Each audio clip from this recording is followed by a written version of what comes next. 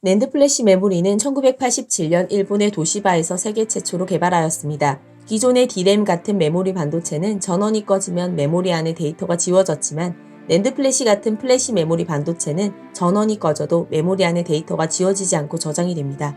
이런 플래시 메모리는 작고 가벼우면서 하드디스크와 같은 자기 매체나 CD 같은 광학 매체에 비해 기계적인 충격에 강하고 직사광선, 고온 및 습기에 강해 대부분의 전자제품에 쓰이고 있습니다. 이 플래시 메모리에는 낸드 플래시뿐만 아니라 노어 플래시라는 것도 있습니다. 노어 플래시는 읽기 속도가 빠르고 안전성이 우수하지만 대용량화가 어렵습니다.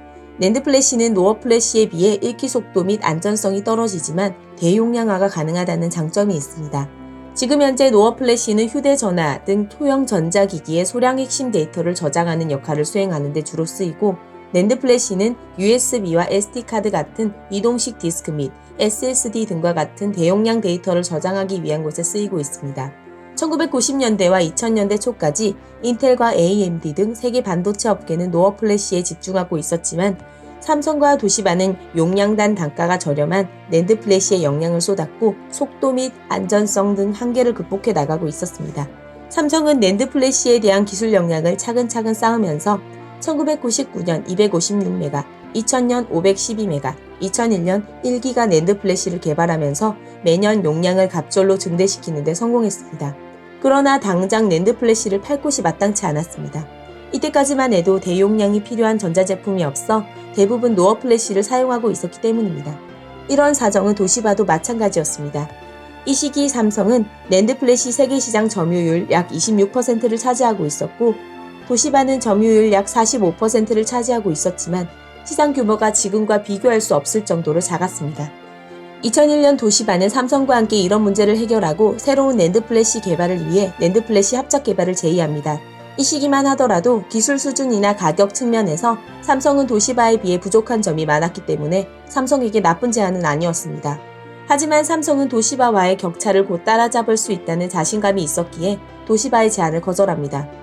그리고 삼성은 시장 자체에서 수동적으로 생겨나는 수요가 아닌 직접 낸드 플래시의 수요를 증가시키기 위한 프로젝트를 수행합니다.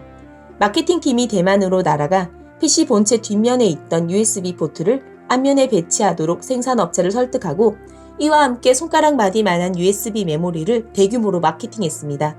그 결과는 대성공이었습니다. USB 메모리는 큰 인기를 끌고 USB 메모리 성장으로 삼성은 2003년 낸드 플래시 시장에서 60%를 넘는 점유율을 올리며 단번에 점유율 1위로 올랐습니다. 2005년 낸드 플래시의 공급 과잉이 예상되자 삼성전자는 또 다른 수요처를 찾기 위해 당시 mp3 플레이어 시장에서 돌풍을 일으키고 있던 애플을 찾아갔습니다.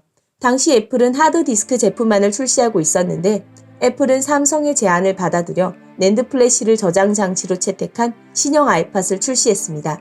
바로 아이팟 나노입니다. 아이팟 나노 출시 이후 후발업체도 저장 장치로 낸드 플래시를 채택하면서 수요는 급증했습니다. 이후 휴대폰과 PC에도 각각 낸드 플래시, SSD가 탑재되면서 시장은 계속 커갔습니다. 삼성전자는 2003년 이후 세계 낸드 플래시 시장에서 줄곧 1위 자리를 지키고 있으며 메모리 사업부 매출에서 낸드 플래시가 차지하는 비중 역시 상당히 높습니다.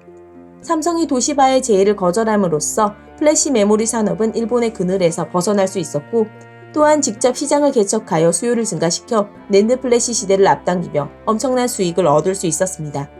시청해주셔서 감사합니다.